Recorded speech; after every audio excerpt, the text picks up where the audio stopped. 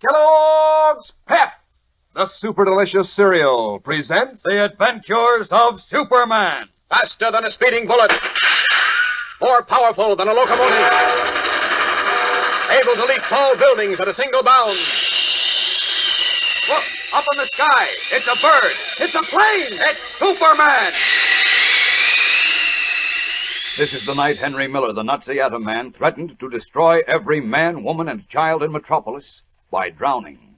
While all police authorities, aided by the Army, guard every inch of the city's waterways, and Superman hovers high in the heavens, searching for the deadly foe who has twice brought him close to death, Miller, unseen by anyone, is slipping through the dark woods in the hills above Metropolis, bent on shattering the dam holding back the water in the city's gigantic billion-gallon reservoir and engulfing Metropolis.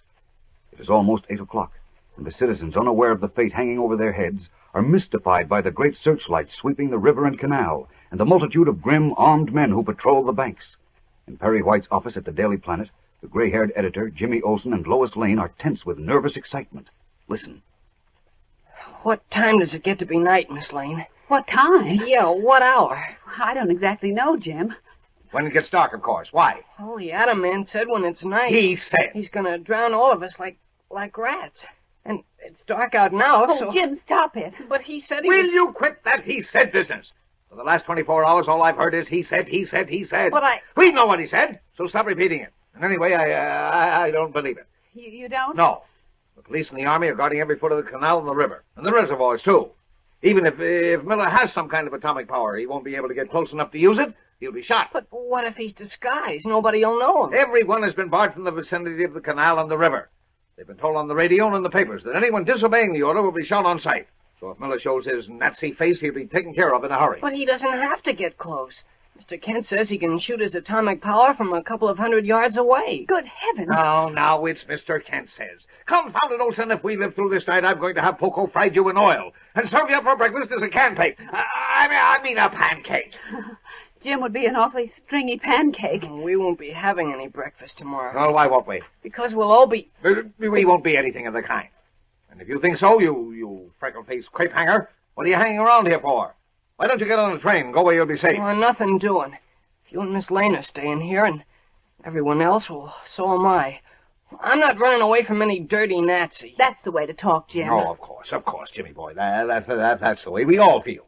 We've been together a long time, and if this is the end, though mind you, I don't believe it, we'll see it through together. Of course we will, Chief. You bet. The four of us. Where's Kent? Well, I don't know. I haven't seen him all afternoon. Oh, he's probably hiding under his bed. Now, that's not true, Miss Lane. Mr. Kent's as brave as you are. Why, I'll bet he's out looking for the Atom Man right now. Nor on a plane headed for California. He is not. Didn't he find out about the Atom Man in the first place and risk his life going to Sydney's house? And besides... Stop it, I both was of you. only kidding, Jim. We're all nervous, and if we can get off our minds on what may happen... Listen, what's that? It's the insurance tower chimes. It's 9 o'clock. Oh, golly. Maybe at any minute. Jim... Now relax, both of you. We never showed the white feather to the Nazis before, and we're not going to do it now. Their nerves on edge, Perry White, Jimmy Olsen, and Lois Lane wait for disaster. Every moment drags like an hour. The smallest sound rings like the crack of doom. Meanwhile, high above the tense city, Superman streaks through the dark sky, his keen eyes searching the river below for the Atom Man. No sign of Miller yet. Oh, if only I knew where he planned to strike. I'd better have another look along the canal. Away! No, he's not here. Oh, where is he? Threatened to drown the city. So he must plan to blast the riverbanks, or destroy the canal and let the sea pour in, or explode the reservoir system. But I haven't been able to spot him anywhere. Well, back along the river again. I must find him. Oh, there's still no sign. Wait. On that roof down there. A man! No! No, it's not Miller. Hook! Hook! Oh, where is he? If I can only take him by surprise and tear that converter off his throat, it controls his power. Then I can handle him. But I've got to do it before he lets loose with that deadly lightning. I've got to find him. Away! Wheeling and turning like some great fish, the Man of Steel resumes his patrol of the river and canal, widening his range to examine all routes nearby, then rocketing away to circle the series of reservoirs which descend in ever-widening lakes from the distant blue hills to the very doorstep of the city. But in order to patrol as much territory as possible, he narrows his range to 200 yards of each objective, and so he fails to see the Atom Man in dark clothes and cap slipping stealthily from tree to tree through the black woods, still a half-mile from the giant reservoir which, protected by a great concrete dam, looms like a mammoth basin above the city. And as the Atom Man approaches on his deadly mission, two unsuspecting guards, Joe Mitchell and Ed Terrace, pause after completing a circular tour of the huge silvery reservoir lake. Seems quiet as ever around here, Joe. Why do you suppose we got orders to watch out sharp tonight? Can't imagine, Ed, but something's up. Look at all them searchlights down there along the river and canal. Yeah, just like during the war, when they were expecting an air raid. Yeah, but the war's over. Of course it is. Ain't no more saboteurs around. We gotta watch out for. Well, we gotta watch out for somebody. That's what the order said. Somebody who might try to blow up the dam. Nobody better try that. I've got my family down there in Metropolis. My boy and his wife live there, too. Hey, what's that? What? I just saw some lights across the water. There they go again. Where? Oh, yeah. Oh, those are the Army boys signaling to each other.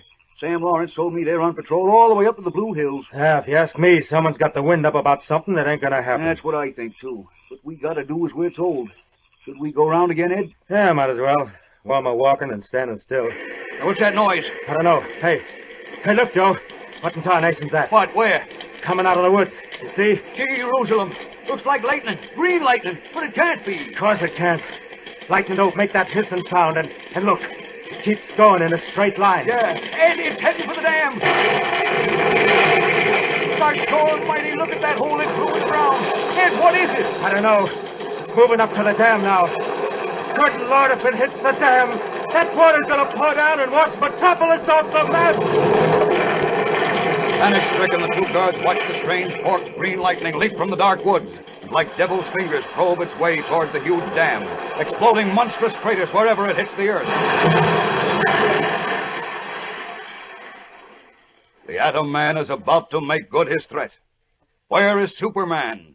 We'll return in a moment for the exciting climax of today's episode. But right now, here's Dan McCullough to talk about the collecting of comic buttons. You know, these days when it gets dark so early and you can't play outside, you members of the gang are having more and more time to work on your collection of comic buttons from packages of Kellogg's Pep. You can sort over your buttons and count up how many different ones you've collected and pin them in different arrangements on your dress or jacket or cap. And you can be making plans to trade duplicates with your pals, too. Boy, that's swell fun. You'll want to collect all 18 of them. So ask Mom to get you more of that super delicious whole wheat flake cereal, Kellogg's Pep. That's the only way you can get these slick new buttons. You don't send in any money, not even a box top. Just look inside the Pep package for your prize. One of these exciting new comic buttons, or a military insignia or warplane button. That's P-E-P, Pep, made by Kellogg's of Battle Creek. Now back to the adventures of Superman. As the deadly Atom Man hidden in the dark woods begins flashing his atomic power toward the giant billion-gallon reservoir above Metropolis, Superman, high in the air a few miles away, hears the first explosion and, veering swiftly, sees the long, jagged green lightning leaping toward the reservoir dam. What? Great Scott! It's Miller! In that patch of woods! Down! Down! Rocketing down through the pale moonlight, Superman launches himself at the Atom Man, his hands outstretched like a diver's to snatch the tiny electronic converter strapped to the atomic monster's throat.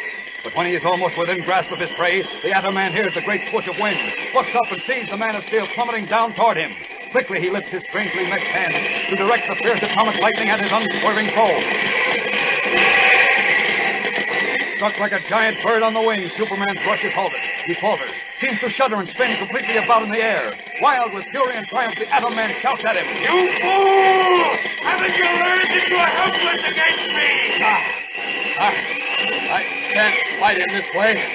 Losing my strength again. Up! Up! There. Just got away. Second more and I'd have been done for. All right, let him try to strike me up here. Let him exhaust his power. Uh-oh. He's shooting at the reservoir again. Better get down and draw him away. Down! Plummeting downwards once more, the Man of Steel draws the Atom Man's fire, swooping and darting like a red and blue meteor, as the fierce green lightning stabs at him and stabs again and again, crackling and hissing in the night like 1,000 giant snakes. Keep away, you fool! Keep away! Savagely, the Atom Man hurls his deadly power at his swirling, darting foe. Sometimes the hideous green bolts strike home, and Superman slows and falters, only to swoop out of range barely in time. Up! Up! How will this titanic battle end?